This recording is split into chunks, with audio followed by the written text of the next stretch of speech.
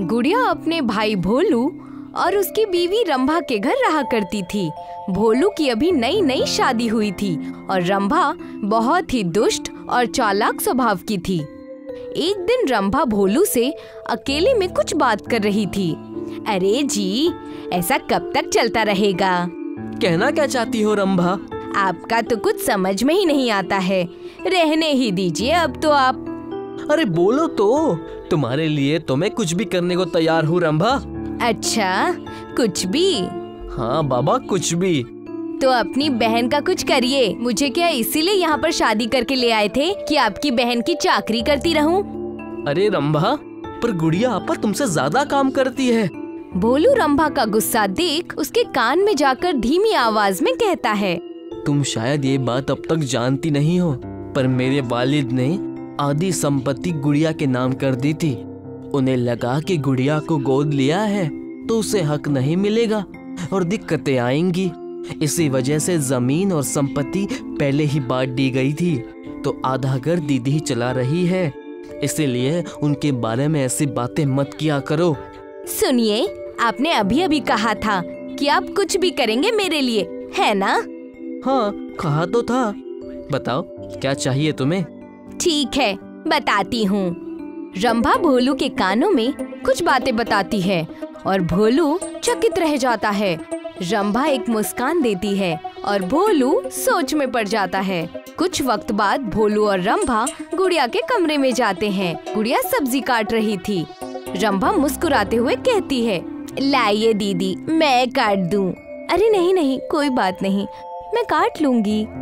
क्या बात है, आजकल बड़ी खुश नजर आती हो रंभा। वो दीदी, दरअसल मैं एक नए बिजनेस की सोच रहा था। रंभा के वालिद भी शहर में हैं। उन्होंने कहा है कि अगर मैं पूंजी जमा कर लूं तो वो मेरी मदद करेंगे। अच्छा, ये तो बहुत अच्छी बात है भोलू। तो परेशानी क्या है? बहन को छोड़कर नहीं जाना चाहता है क्या? हाँ दीदी, वो भी बात है। और एक और बात है जो वो डर के मारे बोल नहीं पा रहे हैं। आप कहें तो मैं बोलूं? गुड़िया भोलू के परेशान चेहरे को देखती है और रंभा से पूछती है, आखिर दिक्कत क्या है? तुम ही बताओ रंभा। दिक्कत ये है कि इनके पास पूंजी पूरी इकट्ठा नहीं हो पा रही है। इन्होंने सोचा कि ये अपनी जमीन बेचकर पूरी कर लेंगे, मगर ऐसा नहीं हुआ। अच्छा, तो कितने पैसों की कमी हो रही है? अब तक बस आधे ही पैसे जमा हो पाए हैं। मेरे नाम पर भी पिताजी ने उतनी ही जमीन रखी है। उनकी बनाई हुई जमीन बेचना तो मैं नहीं चाहती, मगर अब भोलू के काम आएगी तो मुझे कोई परेशानी नहीं है।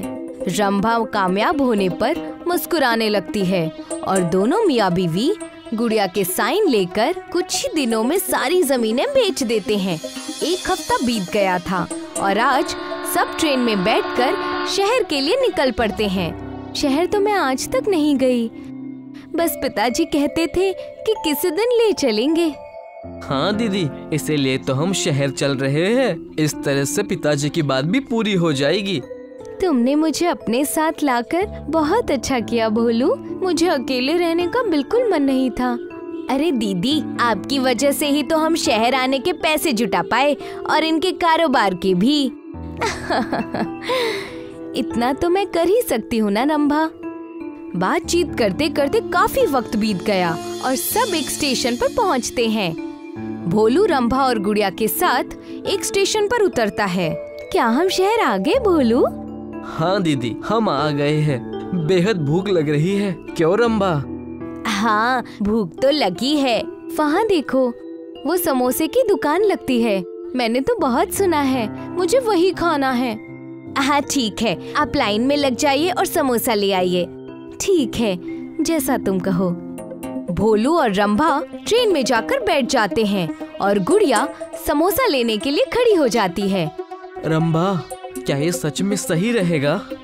आप चुप ही रहिए, ऐसे ही छुटकारा मिलेगा। अब शांति से बैठिए, परेशान मत करिए। असल में रंभा और भोलू गुड़िया को वहीं छोड़कर जाने की फिराक में थे, क्योंकि पैसे मिलने के बाद गुड़िया उन्हें बोझ लगने लगी थी। कुछ ही पल में ट्रेन चल पड़ी और गुड़िया समोसे लेकर दोनों के लौटने का इंतजार कर रही थी। पता नहीं दोनों कब आएंगे, समोसे भी ठंडे हो जाएंगे। कोई बात नहीं, आने दो भोलू को, आज खूब डांट लगाऊंगी।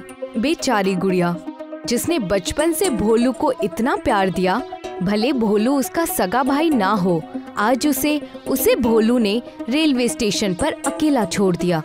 काफी वक्त बीत गया और अब रात होने आ गई।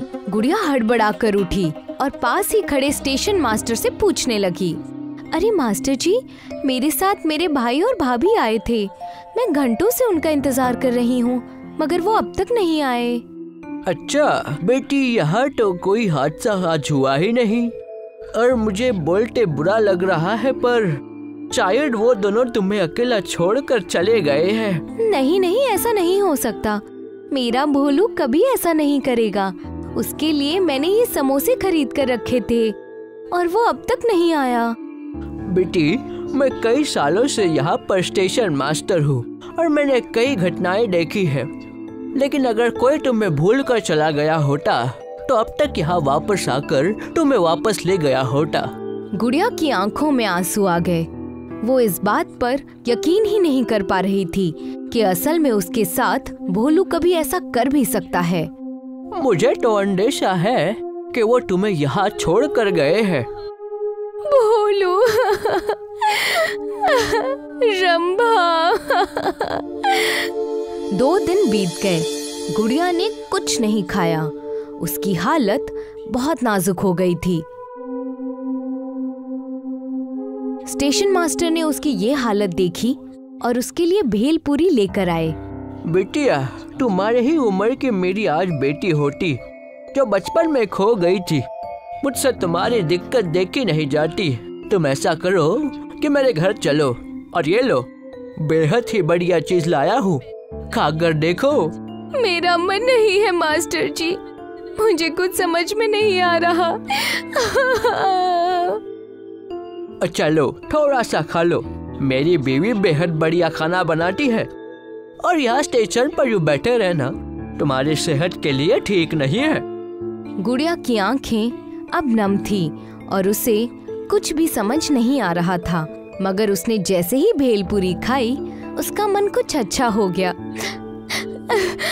अच्छी है। चलो बेटी, अब घर चलो।